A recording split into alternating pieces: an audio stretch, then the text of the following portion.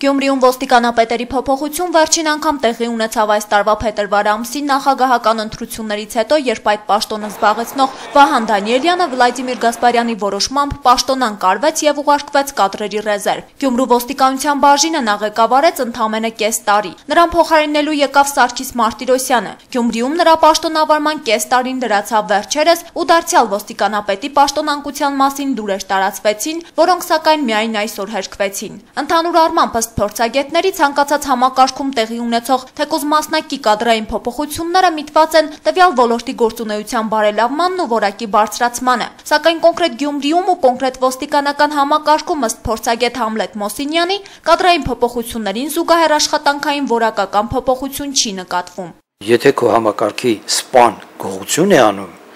այն էլ ոչ մեկ այլ երկուսը պայմանավորված ձևով, դա ինչ ոստիկանապետ է։ Նշանակում է ընդհանրապես ոստիկանությունը մեր ժողովրդական լեզվով ասած մի հատ լավ պետք է թափ տալ, տեսնել, մաղով անցկացնել։ Ըստ փորձագետի Սարգիս Մարտիրոսյանի պաշտոնավարման ժամանակահատվածում բազմաթիվ հանցագործություններ են տեղի ունեցել Գյումրիում։ Նա հիշեցնում է ապրիլյան հայտնի կրակոցները, կատարված սպանությունները ու նշում, որ վերջինիս պաշտոնանկությունը կարող էր հիմնավորվել տեղի ունեցած հայտնի դեպքերով։ Բայց մեկ այլ փաստ էլ կա։ Համլետ Մոսինյանի խոսքերով, մարզում գրանցված հանցագործությունների համար պատասխանատվություն կրում է անմիջապես մարզի ոստիկանապետը Կարեն Բաբակեղյանը, ով երկար ժամանակ պաշտոնավարում է մեր մարզում եւ նրա նկատմամբ իշխանությունների կողմից ընդգծված վերաբերմունք կա։ Բաբակեղյանը Շահումյանի շրջանից է Արցախի, գուցե այդ հայրենակցական միությունն իր դերը կատարում է, որ երկար ժամանակ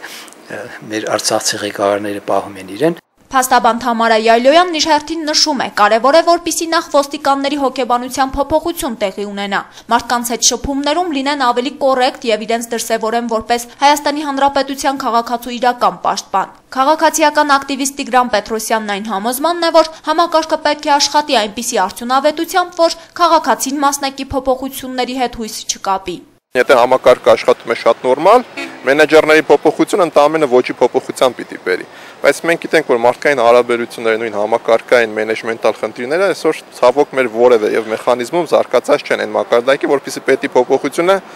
չբերի նաեւ ներքին օղակներում որոշակի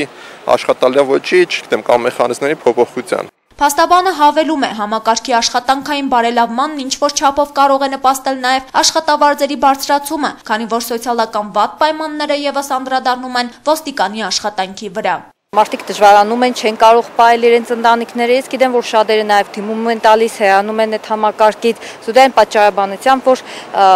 չեն կարող ի վիճակի չեն ապրելու։ Երևի թե ավելի շատ պետք է մտածել ոստիկանների աշխատավարձերի բարձրացման, նրանք կյանքի մակարդակի բարձրացման համար։ Ըստ զրուցակիցներից չի բացառվում նաև հետևյալ տարբերակը։ Այն մարդիկ, ովքեր անմնացորդ չեն ծառայում Սերժ Սարգսյանի իշխանությանն ու համակարգին, ուղղակի զատվում են դրանից, լինի ոստիկան, քաղաքապետ թե այլ քաղաքական գործիչ։ Հերմինե Մկրտչյան, Տիգրան Գասաբյան, Գալա Նյուզ։